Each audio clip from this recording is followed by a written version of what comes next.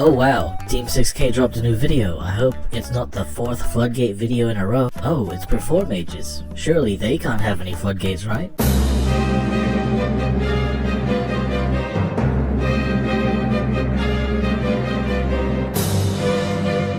This deck is about as easy to understand as it gets. It's a level 4 spam deck, and with level 4s you can make rank 4s and maybe even synchro 8s, so let's talk about it. Hat Tricker can special summon itself if there are at least 2 monsters on the board, but what if your opponent interrupts you so you can't get 2 monsters on the board? Well, it counts your opponent's monsters too, so you can just slap this guy down, even if only the other guy has 2 monsters. Our skill can also get his bodies on board. First of all, you can discard a Performage to search a Performage, so a really easy way to get your Hat Tricker to special summon it. But with this, you could also discard Damage Juggler. You can banish itself from grave to search another Performage, so it could be another Hat Tricker, for example. Secondly, you can shuffle a monster from your field into the deck to set a Performage monster directly from your deck, so you can flip it up the same turn. Since we're just spamming level 4s anyway, who cares if we can turn one level 4 into another one? Well, you could use Mind Control or Enemy Controller to yoink an opponent's monster and turn it into a level 4 that you can make plays with. You could also go into a Sin to get rid of something, but then turn that Sin into another level 4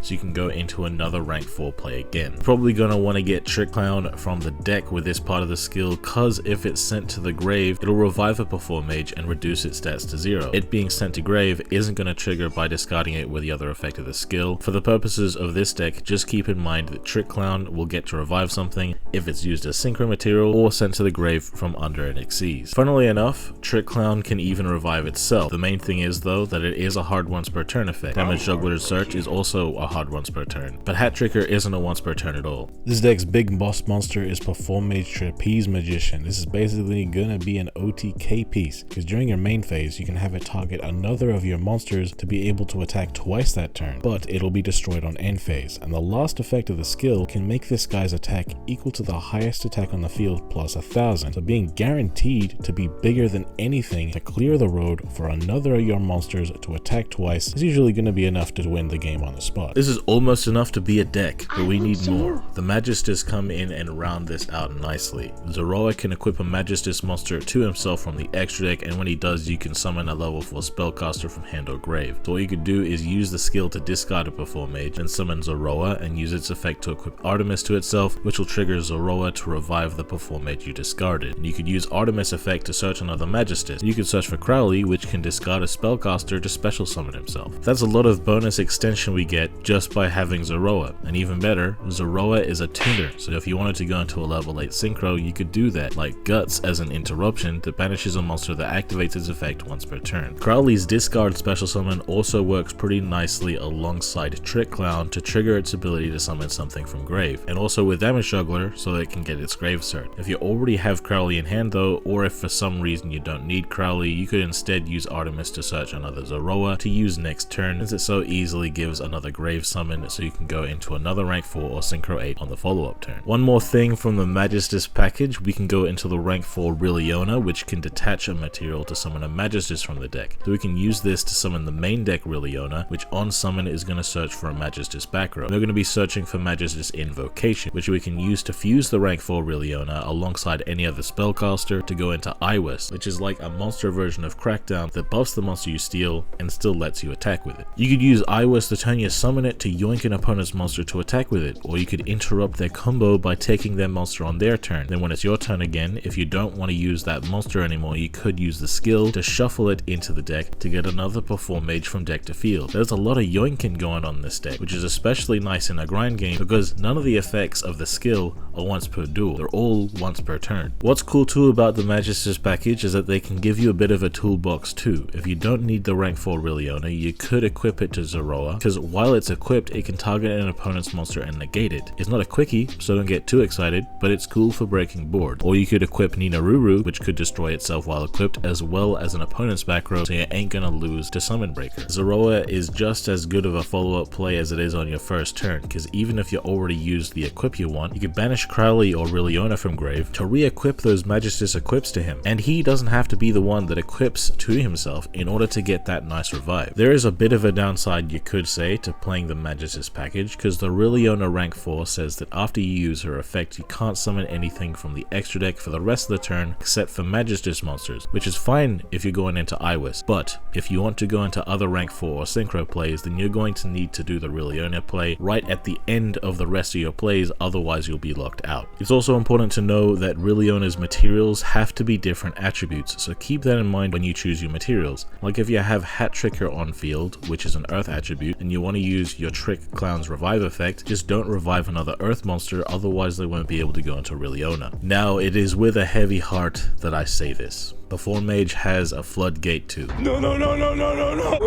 Wait. Buster Dragon is a level 8 synchro with generic materials. He has a few effects, but only one applies here, that all of the opponent's monsters become dragons. That might not seem like that big of a deal, but turning your opponent's monsters into dragons can mess certain things up. If you're turning the opponent's fairy monsters into dragons against agents, they can't use their skill to turn fairy monsters into tuners. If you're in the mirror match, turning the opponent's spellcasters into dragons will stop them being able to summon Liliona or Performage Trapeze Magician. If you turn the opponent's zombie monsters into dragons, most of the zombie extra deck monsters require zombies as material, so they won't be able to go into them. Same deal with Sun Avalon. All their extra deck monsters need plants to go into them, so turning them into dragons completely turn off their extra deck. Dark Fluid too. There is still stuff they can summon, but their plays will be way weaker since some of their key link plays require specifically Cyberse monsters. This is toxic as hell, but let's be honest. Every other deck is doing some toxic shit these days, so we might as well get one of our own. Just don't try to summon this if you think your opponent isn't playing Agents, Sun Avalon, Performer, Pal Zombies, or Dark Fluid, because most other decks don't care about monster types on the field like that. Abyss Dweller is something you can use too, of course. A classic rank 4, turns off grave strategies entirely, and honestly, most of the decks that aren't impacted by Buster Dragon are at least impacted by Abyss Dweller. So either way, you're probably stopping the opponent from killing you, so you can follow up into an OTK. And even better, Damage Juggler also has a Karibo effect, so if you're going first and feel like you could use more survivability, keep a Damage Juggler in your hand or search for it so you can have that to keep you alive. This deck kind of builds itself, to be honest guys. These ratios are pretty standard. This deck can play through interruptions, but Lance makes things a hell of a lot easier, as well as Lance is really nice against Phantom Knights if you lance their Dark Rebellion in response to their rank up. And this deck can play pretty nice into Ophion because we are a level 4 deck, so it'll ignore the Floodgate of Ophion and we will only need to play through an Infestation. But if we can get 2 Hat Tricker on board, which is pretty easy with all the searching and the skill, then them bouncing them would be redundant because we would just plonk them on board again and make Sin or Castell to get rid of their Ophion. Different things you could do with the main deck are some people play 2 Mind Control and 1 Crackdown for a bit more survivability, but playing just 1 more survival card honestly feels cope, and this deck's pretty good at surviving anyway, so having more going second options feels better to me. You could also play another Crowley for the follow-up search, but I've got it at 1 just for room purposes, wanting my deck to be as small as possible. The extra deck is mostly solved. You gotta have the Iwis, Trapeze Magician, Abyss Dweller, Liliona, Nirnaruru, and Artemis, but the other 2 slots are up to you. You can play Guts if you want, you can play Castell instead of Sin. I just like that Sin has more attack because it can be lethal next to an Abyss Dweller, or you could play Exciton Knight, which can be a board nuke, but if it is a board nuke, then it gives the opponent a chance to follow up because you can't do damage that turn. To me, that's pretty mid because pretty much everybody has a guaranteed follow-up these days, so I think Exciton sucks. But I mean, plenty of people have been successful having this in their extra deck, so I could be wrong. At the end of the day though, guys, I'm not here to tell you how to build your deck, I'm just here to show you how to play it. So without further ado, it's time to do. Here I am against Lunalight's first replay of the day. I do have a couple of misplays here, but going first, my main plan is just to set up an Abyss Dweller. I can't do a whole lot, but I can have this Damage Juggler to just protect me. I know the opponent's playing Lunalights, you know what I mean? So my main plan here is to protect my life points from Leo Dancer. You know what I mean? You know, he's gonna go Kaleido, he's gonna send the Panther, Alleviation is gonna get him his Wolf, he's just gonna summon his Leo Dancer, he's gonna attack with his Leo Dancer, and again, I'm gonna Karibo it using Damage Juggler, and he's gonna attack in again, and now, you left me alive, bro. It's over. It's completely over. This deck is very, very good at winning as soon as you get access to a battle phase. I'm gonna use Damage Juggler to search for Hat Tricker. I might have been able to do more had I saved that effect for later. I'm going to use Showtime to discard the Juggler for a search, and I'm going to search for Trick Clown. This is a misplay, in my opinion. I probably should have searched for another Hat Tricker, but it is what it is. I'm still going to win. So I'm going to use Mind Control, yoink his level 4. Showtime is going to turn it into a Trick Clown. I'm going to flip that bad boy up. I'm going to summon Zoroa. Zoroa is going to equip this Ninaruru. Ninaruru can destroy his wolf, so that if he somehow survives using a hand trap or something, he's not going to be able to fusion summon again. So I'm going to pop, goodbye. I'm going to go into Trapeze Magician here. Fantastic, man. Trapeze Magician, you look at it, it doesn't seem that good, but then it is actually really damn good. So I'm going to summon my Hat Tricker from hand, and I'm going to use these two to go into Sin. Trapeze Magician is going to make it so Sin attacks twice. Trick Clown is going to revive Trick Clown. Nice little bit of more protection. And I'm going to buff him up with the skill, making him a stack above the biggest monster they have, so I can beat over him, and then attack twice with Sin. Nice and easy. Easiest money of all time. So I'm going second in this replay, and going second is this deck's strength. And you can see I already have Rilliona. We normally want to summon Rilliona from the deck, but I happen to open it, so it is what it is. That's probably going to be my normal summon. He's playing Dark Magician. He's got his effect monster on the field already, the Apprentice, to tribute using the Successor Soul that he just searched. So with my Mind Control, my first move is to take his effect monster so that he can't have something to tribute with Successor Soul. And then I'm going to turn his effect monster into my own damage juggler so that I can get that grave effect. Then I'm going to normal summon Rilliona. Rilliona is going to get a search for me, and using my Magistus invocation, I'm going to use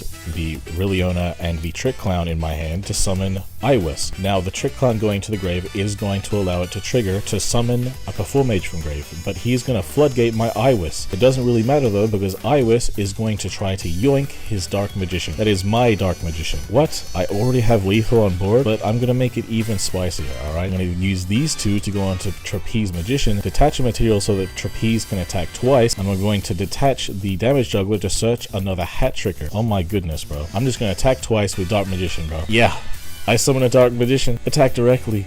GG.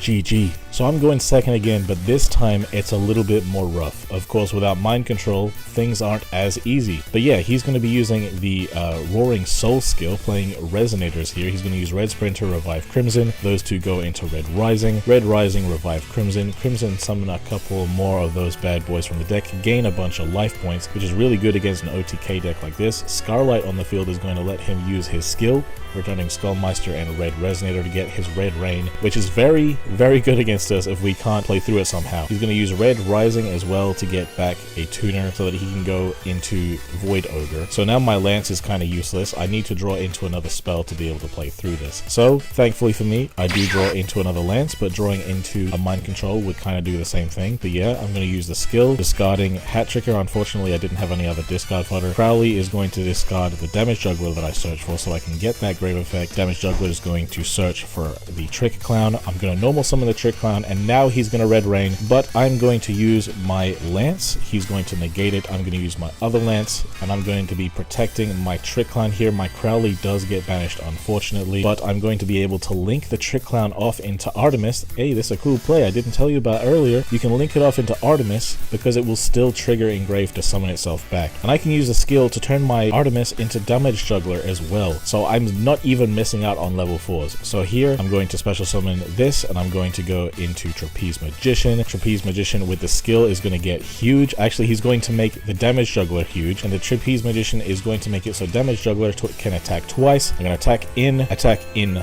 again, attack in a third time. It's not going to be enough because of his life gain. The Trapeze is going to destroy the Damage Juggler. However, Trapeze also has a floating effect that is going to be relevant here. If it's destroyed, I can special summon a Performage from the deck, and if we look at the materials, Trick Clown, if sent to grave, can revive a Performage, so I can also revive the Trapeze himself. So he's going to get a play going. He happened to draw a level 4. Lucky, because that never happens to me when I play Resonators. But yeah, he's going to be able to get the play going one more time. He's going to revive, getting back his Crimson, which is also going to trigger the Red Rain to get that back as well. I don't want him to be able to activate Red Rain when it comes back to my turn. So I'm gonna have to do something about that. He's gonna gain 25 again, meaning I'm gonna need to find a way to get more damage even if I can survive. So he's gonna summon his Tyrant. He's also going to, before setting his back row, he's going to main phase 1, destroy all other cards on the field. I'm going to chain Trapeze Magician, targeting him to make it so that he can attack twice this turn. Why would I do that? Because on end phase, the monster I target is destroyed, so his Tyrant will be destroyed too. I'm gonna be dead, but I am gonna float. I'm gonna float doubly so. So Trick Clan is gonna revive the Trapeze Magician, and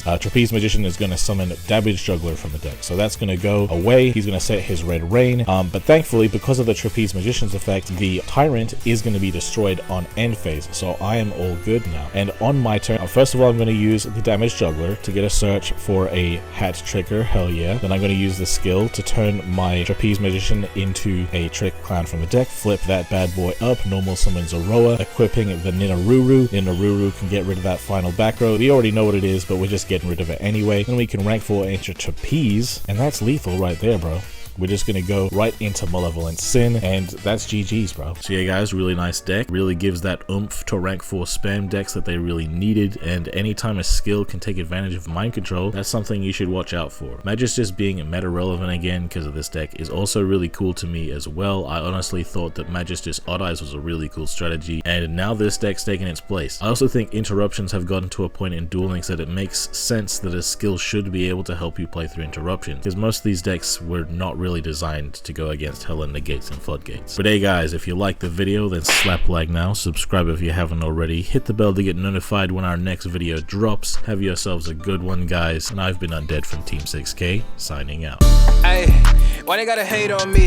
I done got me 250,000 views and they still saying they low key. They ain't wanna come work with the kid, but I'm flexing with Zay on beats. How they ask for a spot at the gym, but they leave all the weight on me. I don't ask them to wait on me. They would ask where they gon' be with a song if they wanted the weatherman. I ain't asking to pay no fees. She was homeless and needed a spot. I ain't ask her to pay no lease. I ain't ask her to say no please. I ain't ask her to make no cheese. Scream fake but it ain't on me. Got clean so it ain't no streets. Why green if it ain't no keeps? Brought cream so it ain't no beef. My team say it ain't no chief. My demon they hang on me. They seemingly ain't no peace. I seen him, he ain't no beast. For real.